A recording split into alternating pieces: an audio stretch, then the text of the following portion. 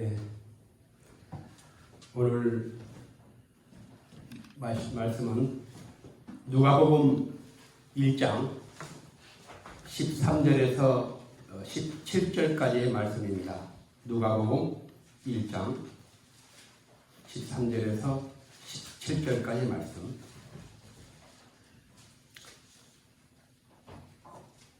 이 본문을 우리 같이 봉독하시겠습니다.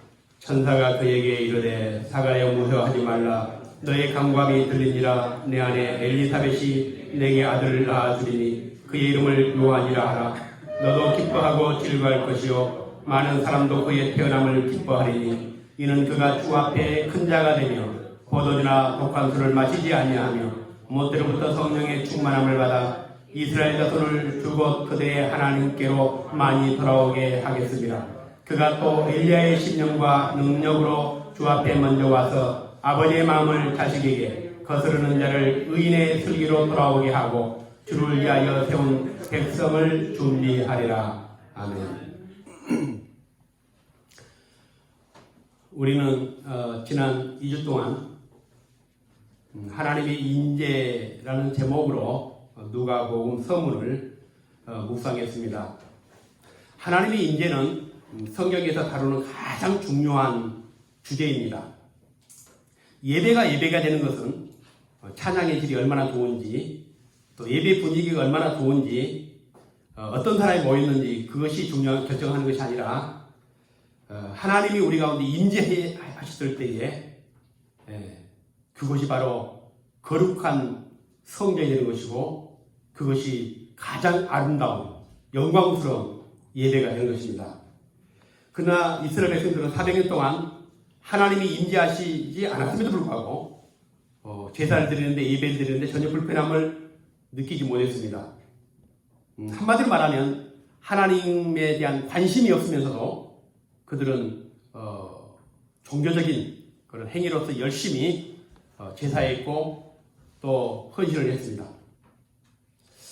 하나님은 그럼에도 불구하고 400년이라는 긴 시간에 침묵을 깨뜨리시고 오늘 사가랴 제사장이 성전에서 분향할 때에 나타나십니다.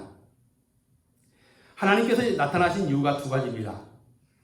첫 번째는 오늘 본문을 통해서 주시는 말씀이기도 하지만 예수님을 통해서 이제 하나님이 임마누엘 하시겠다. 하나님은 보이지 않는 하나님이신데 이제는 보이는 하나님으로 임마누엘, 하나님이 우리와 함께 하시라. 그런 뜻이죠. 그렇게 하시겠다. 이거를 오늘 말씀해 주신 것이고, 두 번째는 그분이 오시기 전에, 예수님이 오시기 전에 먼저 한 사람을 보내서 예수님이 오시는 것을 준비하도록 하겠다. 그 사람이 누구냐면 바로 세례 요한입니다. 예수님을 소개할 때마다 항상 등장하는 사람이 바로 세례 요한입니다. 세례 요한은 참 특이한 사람입니다. 왜냐하면 보통 선지자들은 어느 날 우연하게 부르심으로부터 시작됩니다.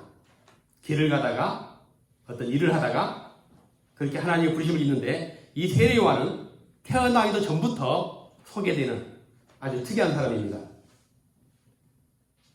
그리고 그가 태어나서 어떤 일을 할 것인지 어떤 사명을 부여받게 될 것인지를 이렇게 말씀했고 그리고 그 약속대로 또 태어났습니다.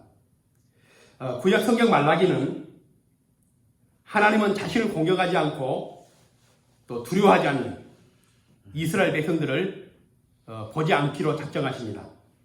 그리고 400년이라는 긴 시간 동안 하나님은 침묵하셨습니다. 그런데 이렇게 하나님의 침묵으로 역사가 끝나는 것이 아니라 그 말라기의 마지막을 보면 하나님께서 말라기에게 이런 예언을 하도록 합니다. 말라기 4장 5절에 보면 보라 여호와의 크고 두려운 날이 이르기 전에 내가 엘리야를 너희에게 보내리라. 엘리야는 구약 선지자입니다. 그런데 마지막 때가 되면 오늘 엘리야와 같은 선지자를 보내겠다. 그가 아버지의 마음을 자녀에게로 돌이키게 하고 자녀들의 마음을 그들의 아버지에게로 돌이키게 하리라. 돌이키지 아니하면 죽을 건데 내가 와서 저주로 그 땅을 칠까 하노라.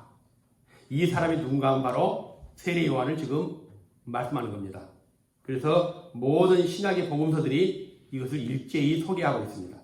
그리고 오늘 읽었던 본문 누가복음 1장 17절에 보면 그 약속대로 그가 또 엘리야의 신령과 능력으로 주 앞에 먼저 와서 아버지의 마음을 자식에게 거스리는 자를 의인의 슬기에 돌아오게 하고 주를 위하여 세운 백성을 준비하리라.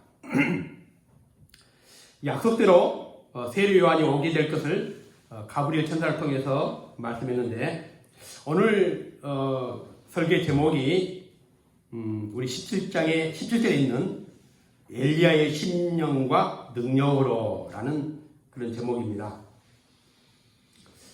세례 요한을 예언하면서 하신 말씀인데 이렇게 설교 시간에 예수님이 아닌 그 한 사람을 소개하고 또 설교한다는 것은 제가 늘 설교를 말씀드리지만 이 바람직한 설교는 아닙니다. 그러나 오늘 우리가 한 시간 동안 세례 요한의 삶, 부르심에 대해서 우리가 묵상하면서 또 함께 이 설교를 하게 되는 이유가 있습니다.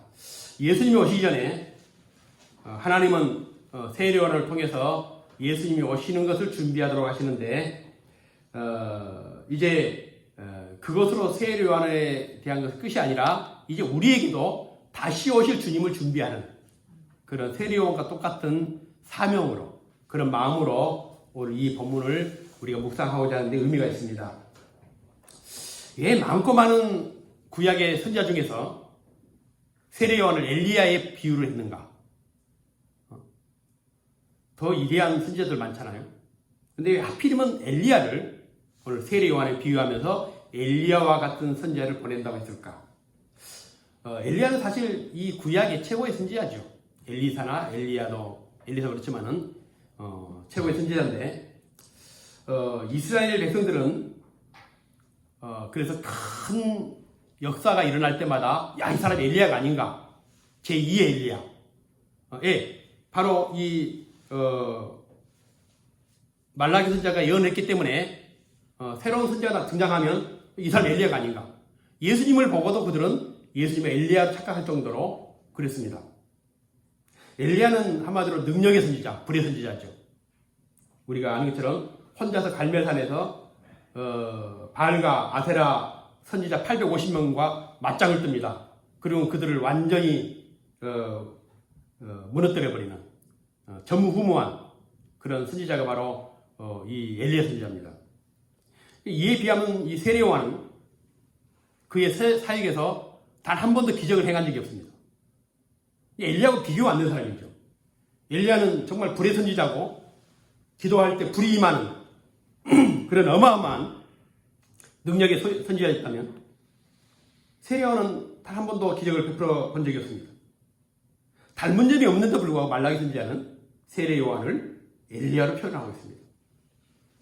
특별히 오늘 1장 17절에 보면 세례 요한을 엘리야의 신령과 능력으로 주 앞에 먼저 올 것이다.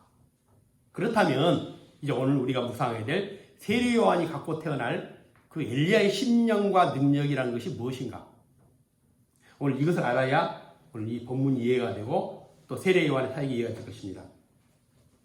우리는 엘리야를 그냥 불의 사람, 기적의 사람이라고 생각하고 있지만 성경에서는 엘리야를 말할 때에 그보다 더 중요한 사역이 있습니다. 백성들이 하나님 앞에 죄를 지을 때에 그 당시에는 수많은 선지자들이 있었습니다. 그런데 왕이든 백성들이든 죄를 지을 때에 왕 앞에 가서 안 됩니다. 이러면 안 됩니다.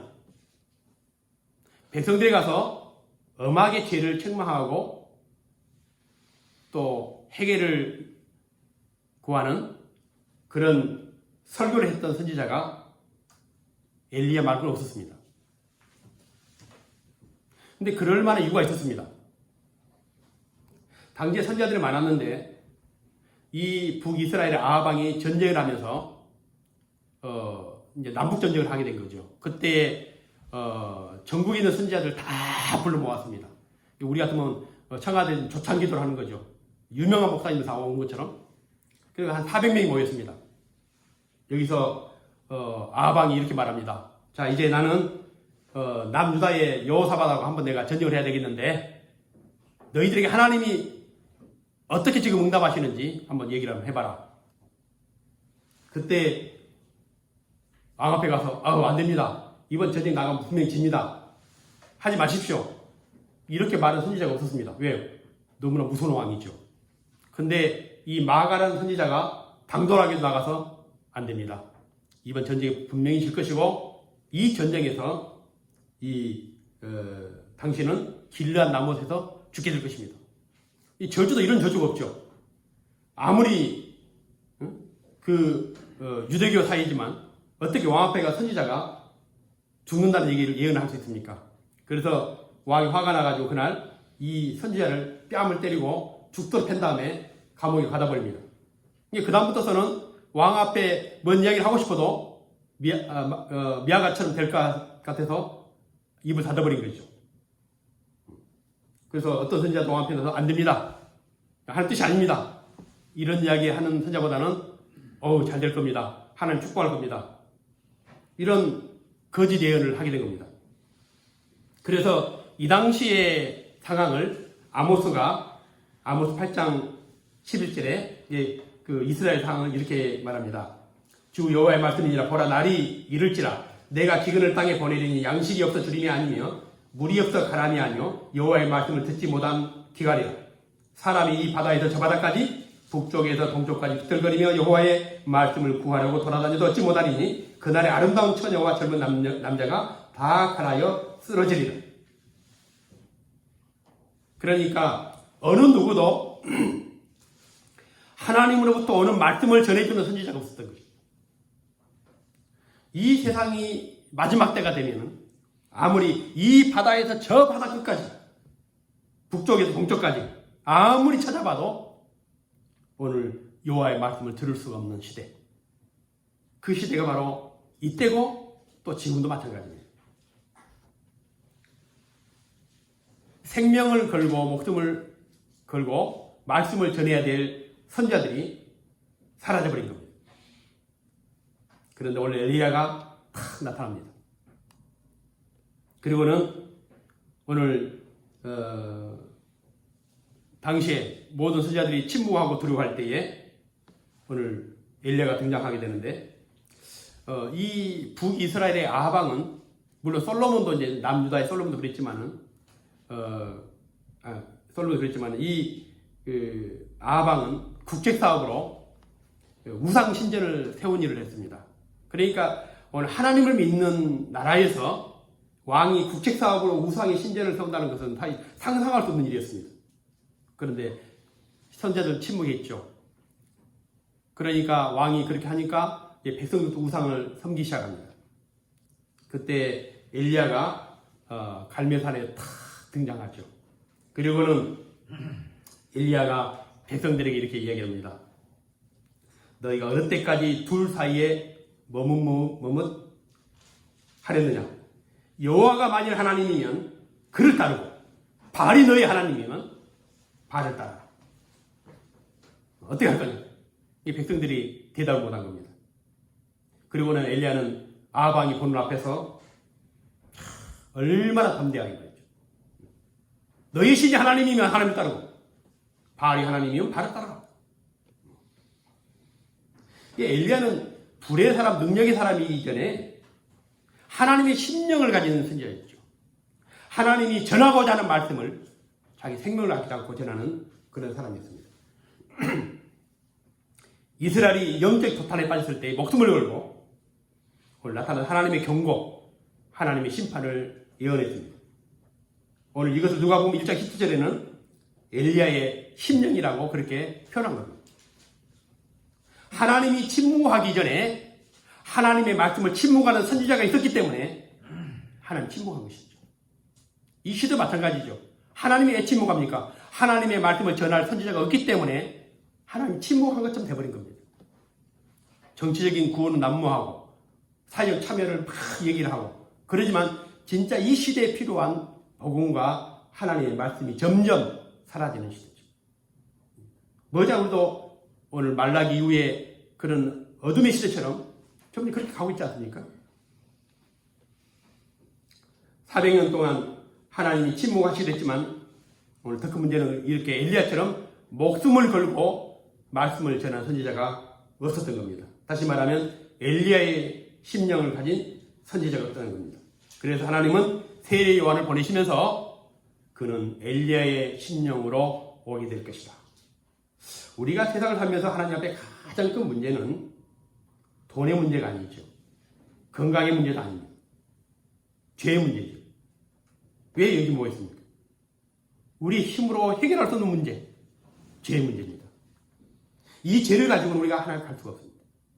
그래서 오늘 우리는 이 죄 때문에 우리 주님의 구원이 필요하고 주님의 은혜가 필요하고 주님의 생명이 필요합니다. 근데 마귀는 다른 걸 다 얘기하게 만들고 죄의 문제를 얘기하지 못하게 만듭니다. 너희가 일해야 되지 않냐? 선교해라? 교회 지어라? 야, 이렇게 좀 정치가 이렇게 가는데 교회가 침묵하냐? 강화문에 데모해야지? 동성애 그냥 둘 거야? 점점 사회 문제에 관심을 갖게 만들고 거기에 이슈를 가지고 교회가 일어나게 만들지만 죄의 문제에 대해서는 침묵하게 만듭니다. 그게 마귀의 역사죠. 지금 여기 교회에서 죄 문제 얘기를 안 합니다. 우리가 얼마나 하나님을 떠나 있는지, 얼마나 하나님과의 관계가 멀어졌는지, 우리가 우리 죄 때문에 얼마나 예수님의 은혜를 사모하는지, 해야 되는지, 이런 얘기 잘 안 합니다. 이 정권을 좌파 정권 없애고, 보수 정권은 기독교 정권입니까? 아니지 않습니까? 어떤 민주든 공산주의든 어떤 사회든 완벽한 사회는 없습니다. 그런데 우리가 완벽한 사회를 만들기 위해서 사회적인 저항운동을 하고 그것이 기독교의 마치 어떤 중요한 어떤 강령처럼 점점 사람들이 생각합니다. 그래서 비본질적인 구호만 난무하는 그런 교회로 점점 가지 않습니까? 그런데 안으로는 우리가 하나님 앞에 어떻게 살고 있는가에 대해 침묵합니다. 죄에 대해서 무감각해졌습니다. 그래서 요즘에 그 사회적인 이슈가 되는 그 교회 주변에 있는 그 상가를 다니면서 기자가 인터뷰를 하더라고요. 그 상가의 주인들이 뭐라 하냐면, 저 교회 성도는 참 이상해요. 교회 오면은 하나님 얘기를, 우리 가게 오면 이 신앙 얘기, 믿음 얘기, 하나님 얘기 안 한다는 겁니다. 정치 얘기만 한다는 거예요. 이상한 교회라고. 이상한 교회죠. 정치가 바뀌면 구원받습니까? 우리 죄 문제 해결되지 않고서는, 예수님 아니고서는 이 문제를 해결할 수 없습니다. 우리는 이 한국교회가 선교대국이라는 그런 아주 영광스러운 이름, 이 세상에 그 엄청난 대형 교회들을 다 갖고 있는 한국교회지만 오늘 언제부터든가 교회에서 나 때문에 회개의 눈물을 흘리고 십자가의 제사함을 구하는 기도가 사라졌어요. 저도 요즘에 연말 연휴를 보내면서 굉장히 괴로운 일들이 많아 있었어요. 마음속으로. 저놈은 왜 저기 멀쩡히 살아있지? 하나님 언제 손대시지?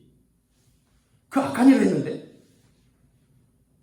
그거 생각하니까 잠자가다 그냥 막 악몽을 꾸고 그 하나님이 나한테 요나를 탁 떠오르게 한 겁니다. 요나가 그랬거든요. 요나가 탁 니네성을 바라보면서 하나님 언제 심판할 겁니까? 저들 놔둘 겁니까? 막 하나님도 화를 내지 않습니까? 그러나 우리 문제는 우리 자신이죠. 내가 오늘 아침 새벽에도 그런 생각이 있습니다. 참 억울한 일이 너무 많은 거예요. 그런데 억울한 일을 다 생각하다가 오늘 아침에 새벽에 갑자기 이런 생각이 있어요. 내가 살면서 나 때문에 억울한 사람이 있었을까? 보니까 내가 억울해하는 그 이상으로 나 때문에 억울한 사람들이 굉장히 많더라고요. 정말로. 내가 왜 그랬을까? 좀 참아버렸으면 좋았을 텐데. 아마 그 사람은 지금도 저를 생각하면 잠을 못 잘지 모릅니다. 우리는 모이면은 악을 제거해달라고 기도하고, 복을 달라고 기도하고, 사회를 바꾸게 해달라고, 정치를 바꾸게 해달라고, 좌파가 물러가게 해달라고.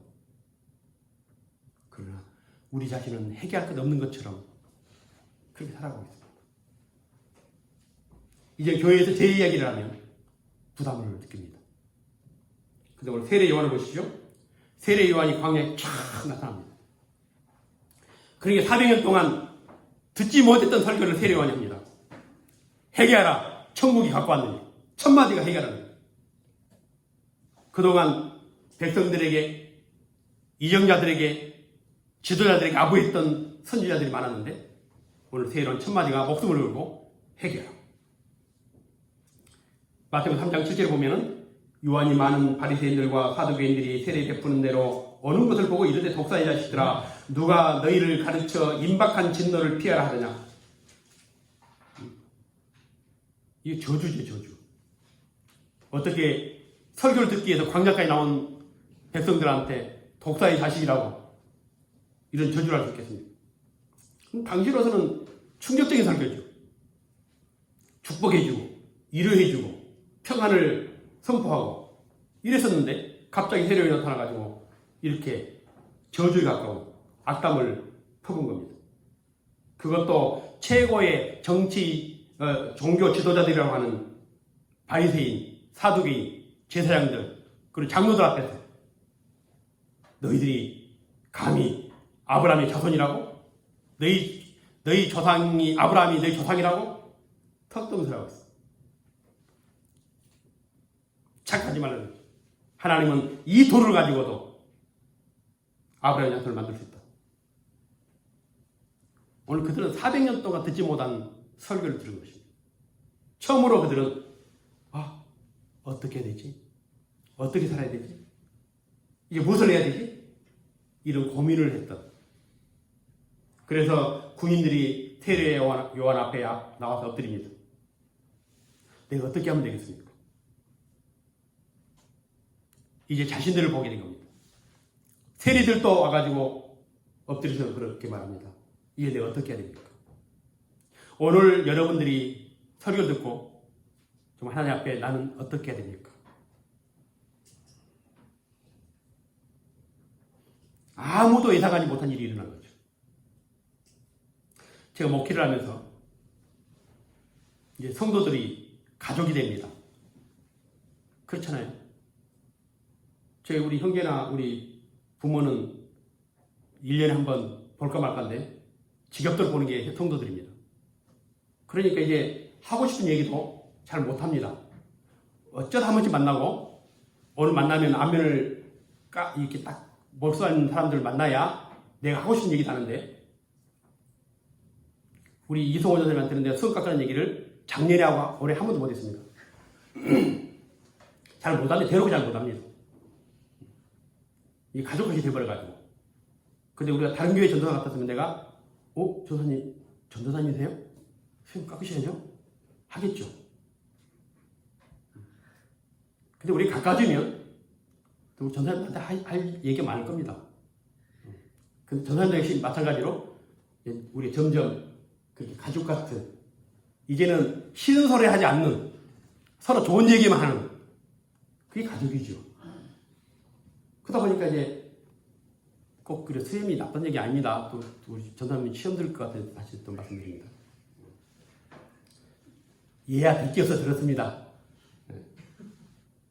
그런데 제가 이 교회에 와서 설교를 하면서 제가 그도 지금은 이제 많이 약해져서 저도 못합니다. 이제 나이가 먹어서 이것 따지고 저것 따지고 하다 보니까 하고 싶은 얘기를 못합니다. 처음에 하고 제가 그때도 좀 팔팔했는지 우리 장로님들한테 회개하라고 한번 했던 설교가 있었는데 돌아보면 그때가 제일 설교를 명설교를 했던 것 같아요. 지금 못합니다. 우리 장로 계시지만은 그런 얘기 하겠습니까? 회개하는 얘기를. 그러니까 그 설교가 딱 끝나고 나니까 장로들이 들고 일어나가지고 감히 초비강사 주제에 장로들한테 회개하라고 했다고. 굉장히 혼났습니다. 근데 이렇게 좋은 교회에서 그러지만은 세례 요한이 대놓고 회개하라고 했을 때 얼마나 큰 반향이 일어났겠습니까? 근데 사람들이 정반대의 현상이 일어납니다. 설교 끝나고 나니까 우리 어떻게 해야 되겠습니까?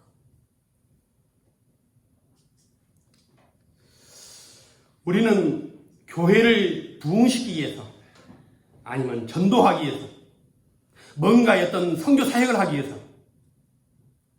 그것이 어떤 종교적인 일이 됐지 뭐가 됐지 그것을 위해서 있는 것이 아니라 우리 교회의 여러분들의 가장 중요한 존재 이유는 바로 영혼에 대한 긍휼입니다. 그냥 놔두면 내가 침묵해버리면 내가 말하지 않으면 그 영혼이 어떻게 될까? 그래서 전도하는 것이고 그래서 선교하는 것이고 그래서 하나님 일을 하는 것이고 그 영혼들이 제 가운데 있는 것이 우리가 불쌍해서 그들만 생각하면 밥을 먹다가 가슴이 아프고 그래서 예수를 알지 못한 남편에게 또 자식들에게 그런 견딜 수 없는 아픔이 있어요. 집 못 사준 것, 용돈 못 준 것, 좋은 학교 가지 못한 것 이런 게 가슴 아프면서도 그 아이들이 지금도 세상에서 방황하고 하나님께 살아가는 것에 대해서 아파본 기억이 없는 교회 다닌 크리스천들이 너무 많습니다. 바울은 로마서 9장 3절에 나의 형제 곧 권력의 친척을 위하여 내 자신이 저주를 받아 그리스도에게서 끊어질지라도 원하는 것. 내가 버림받는 한이 있어도 내 민족, 내 나라, 내 백성이 하나님께 구원받기로 합니다. 이런 엘리야의 심정을 가지고 있었기 때문에 오늘 바울도 이 복음을 위해서 자기 목숨을 내놓은 겁니다. 이 복음을 위해서 내 목숨을 조금도 귀한 것으로 여기지 않겠다는 것입니다. 세례 요한은 이런 엘리야의 심정을 가지고 하나님 앞에 자기의 사역을 감당한 것입니다. 그런데 오늘 우리가 눈여겨볼 문제 또 있습니다.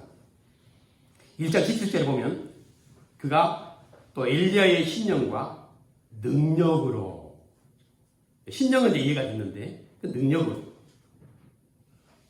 그 엘리야의 능력이라는 게 도대체 무엇일까? 그런데 이 엘리야의 능력은 대단했죠. 우리 갈멜사만 생각하는데 야고보서 5장 17절에 보면 이렇게 엘리야를 소개합니다. 엘리야는 우리와 성정이 같은 사람이로되 그가 비가 오지 않기를 간절히 기도한즉 3년 6개월 동안 땅에 비가 오지 아니하고 다시 기도하니 하늘이 비를 주고 땅이 열매를 맺었느니라. 비도 오게 하고 비가 오지 않기도 하고 얼마나 대단한 사람입니까? 갈멜산에서 그 재물 위에 물을 다 부어놓고 하늘에 구름 한 점이 없는데 엘리야가 무릎 꿇고 기도를 합니다. 그때에 하늘에 손바닥만한 구름이 생겨서 점점 그것이 커지더니 나중에는 장대비 같은 비가 내리기 시작합니다. 엘리야의 능력이라면 우리는 아마 이런 걸 생각합니다. 능력이 뭡니까? 헬라어로는 디나미스. 이 디나미스는 이 권능이라는 표현으로 쓰긴 합니다. 영어로는 다이나마이트. 깨뜨리고 부수고 파괴하고 어마어마한 힘을 가지고 있는 이 디나미스. 세례 요한에게 엘리야의 심령도 주시지만 엘리야의 능력도 주시겠다. 그런데 세례 요한의 사역에서 단 한 번도 이런 능력을 사용해 본 적이 없습니다. 도대체 그러면 세례 요한 능력이 뭘까? 그는 1장 15절에 이는 그가 주 앞에 큰 자가 되며 포도주나 독감술을 마시지 아니하며 모태로부터 성령의 충만함을 받을 것이고 오늘 1장 10절에는 엘리야의 능력으로 올 것이다. 그렇다면 적어도 사람들 앞에서 엘리야처럼 기적을 베풀고 능력을 행하는 모습을 보였어야 되는데 세례 요한은 한 번도 그런 적이 없습니다. 베드로는 감옥에 갇혔을 때에 찬양하면서 감옥문 열리지 않습니까? 세례 요한은 감옥에 갇혀서 그냥 목베 죽은 겁니다.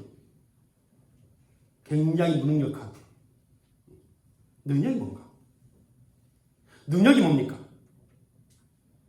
여러분 잘 아시는 제가 목회하면 실수했던 부분이 하나 있는데 미국 목사인데 파키스탄에서 엄청난 사회를 한다고 그래서 제가 소개한 게 아니라 친구 목사님 다 그래서 우리 교회를 빌려준 게 한 번 있었습니다. 그 목사님이 탁 와서 손만 대면은 막 사람들이 쓰러지고 그 김라이선 다리가 그때 길어질 뻔했습니다. 앞에 나오라고 그래가지고 기도하면 자기가 기도하면 다리가 길어진다고 그래서 그때 좀 길어지긴 했나요? 아, 그렇습니까?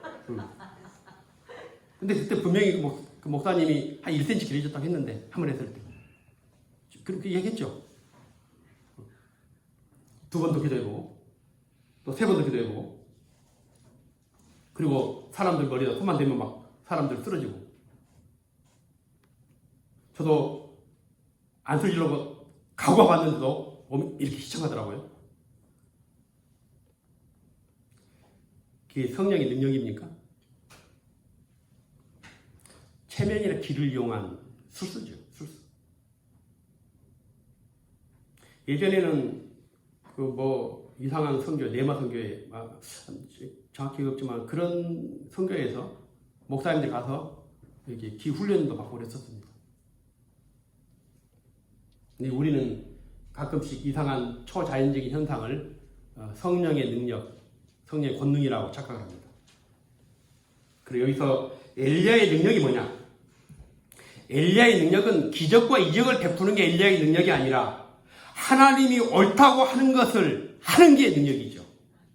침묵하는 게 아니고 피하는 게 아니라 생명의 위협을 느낄지라도 하나님이 하라고 하시면 하는 것이고 전하라고 하면 전하는 것이고 가라고 하면 가는 것이 이게 능력인 것이죠. 이게 성령이 충만하면 못할 일 없는 것이죠. 그게 성령의 능력이죠. 내가 예적인 내부적인 어떤 현상이 일어나는 게 능력이 아닙니다. 내 자신이 어떤 환경과 어떤 위협에도 굴복하지 않고 오직 하나님만 바라보고 가는 것. 이게 능력인 것입니다. 성령 충만이라는 것은 뭐냐면은 우리가 가지고 있는 이 믿음이 마지막 그날까지 흔들리지 않고 세상의 어떤 도전, 어떤 박해, 어떤 핍박 속에서도 우리 끝까지 이기는 것. 이게 능력입니다. 우리가 그런 면에서 우리가 굉장한 성령의 능력을 받은 사람들입니다.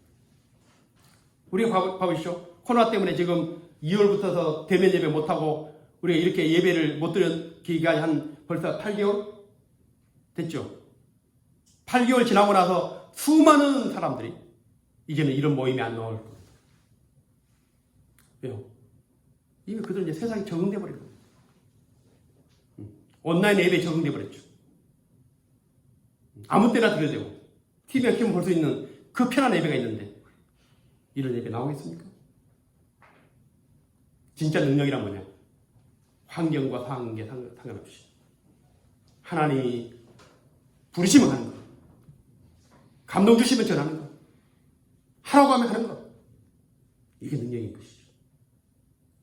단지 선지자들은 이걸 알면서도 못했습니다. 살기 위해서 발 앞에 무릎 꿇고 아비 원하는 설교를 했죠. 왕이 원하는 설교를 했습니다. 지도자들이 원하는 설교를 했어요. 왜냐하면 그들에게 능력이 없었기 때문이죠. 하나님이 옳다고 하는 것을 가지고 끝까지 목숨 걸고 전하는 선지자들이 없었습니다. 방언하고 병을 고치고 다리를 길게 만들고 사람을 쓰러뜨리게 만드는 이런 것들은 진짜 성령의 능력이 아닙니다. 그것도 하나의 능력일 수 있지만 진짜 능력이라는 것은 우리가 세상에 사는 수많은 시험, 유혹 그것을 마주하고 연단과 고난이 올지라도 배도하지 않고 끝까지 믿음을 지키고 살아가는 것. 이게 바로 성령의 능력인 것입니다. 세례 요한의 큰 시험이 왔습니다. 큰 시험이 뭐냐? 헤롯 왕이 자기 동생의 아내를 빼앗아가지고 결혼해버린 겁니다. 이거는 유대사회에서 있을 수 없는 일이죠. 헤롯이 얼마나 악한 가문입니까? 예수님이 태어날 때에 베들레헴 사방 거기에 2살 이하의 사내를 다 죽였습니다. 아주 악랄한 사람이죠.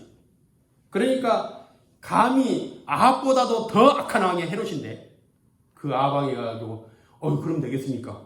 아주 파렴치하게 어떻게 동생의 여자를 그렇게 할 수 있습니까?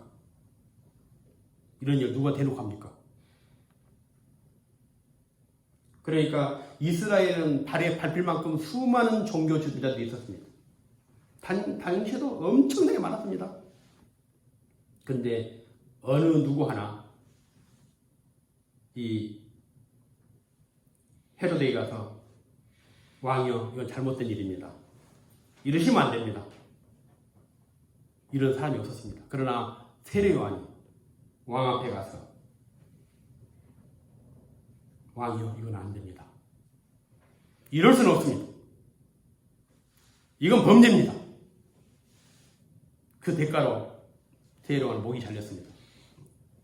목이 잘릴 걸 알면서도 안 된 걸 안 된다고 말했던 이 세례 요한이 진짜 성령이 충만한 사람이죠. 그래서 본문에서 1장 15절에 그가 주 앞에 큰 자가 됩니다. 세례 요한은 우리에게 하나님 앞에서 예수를 기다리는 삶이 어떻게 살아야 하는 걸 보여준 사람이죠. 인간적으로 볼 때 실패한 사람입니다.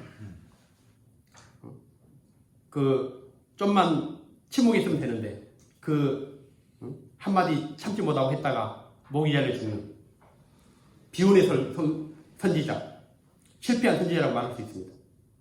그러나 그것도 중요하지 않습니다. 왜냐하면 세례 요한은 자기의 인생을 살기 위해서 온 사람이 아닙니다. 예수 그리스도를 준비하기 위해 온 사람이죠. 예수 그리스도를 준비하기 위해서 보냄받은 사람이죠.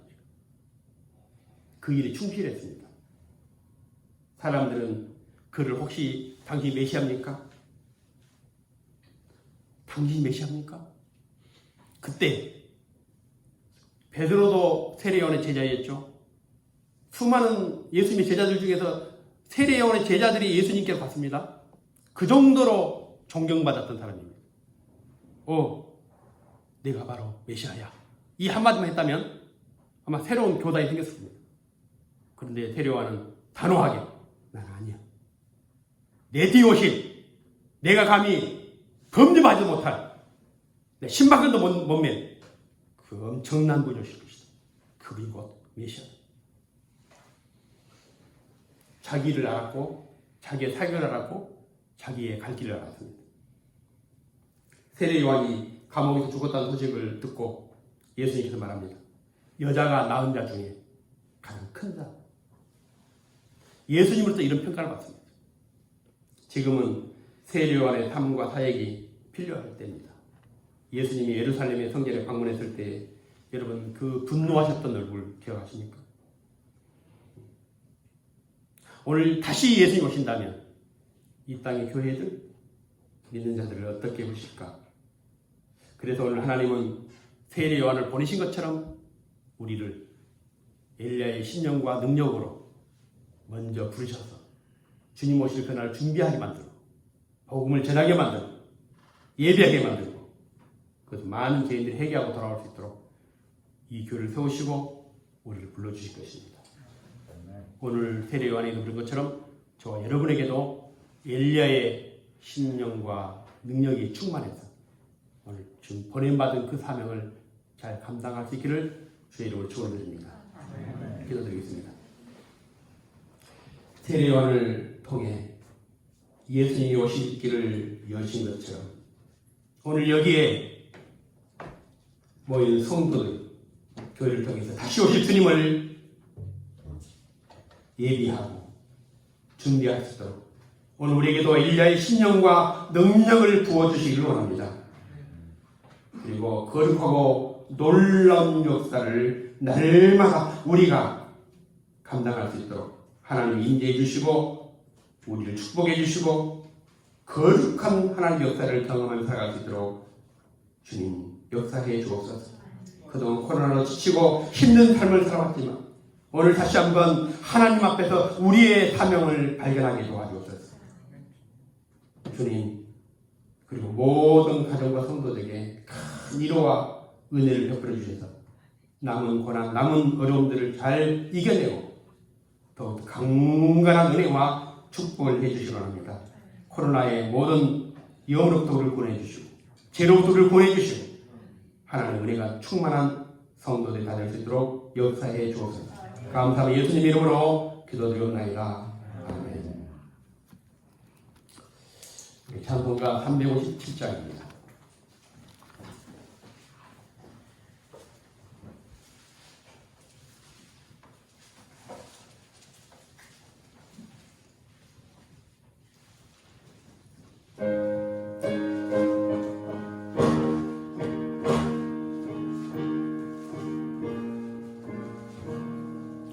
주 믿는 사람 일어나 다 힘을 합하여 이 세상 모든 마귀를 다쳐서 멸하세.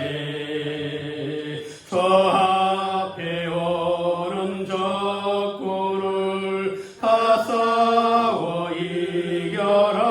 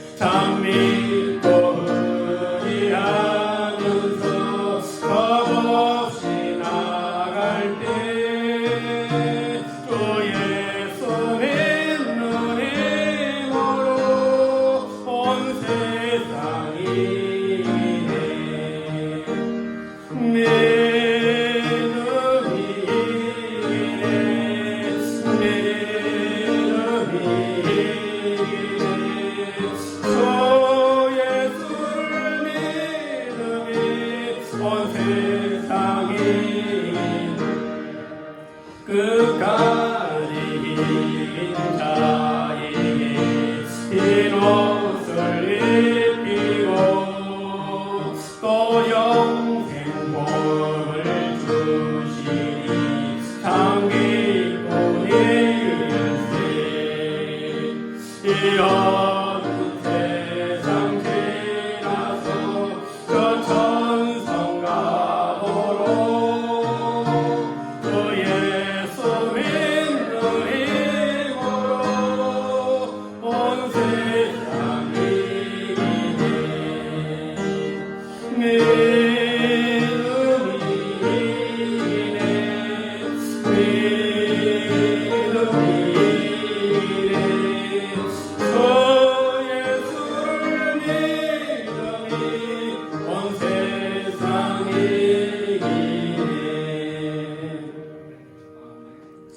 이제는 우리를 죄에서 구원하신 영원한 구원의 주님이신 우리 주 예수께 크신 은혜와 그 아들을 십자가에 달리시기까지 우리를 사랑하신 우리 아버지 안에 놀라우신 사랑하시고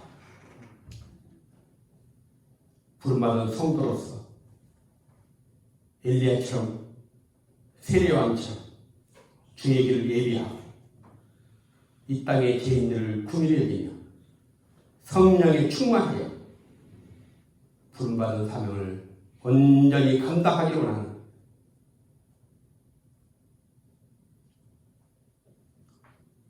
사랑자 성도들 머리에 저들 가정에 자녀들 위 교회에 또 함께하지 못한 성도들 이적 영원토록 영원히 함께 있을지어다. 아멘.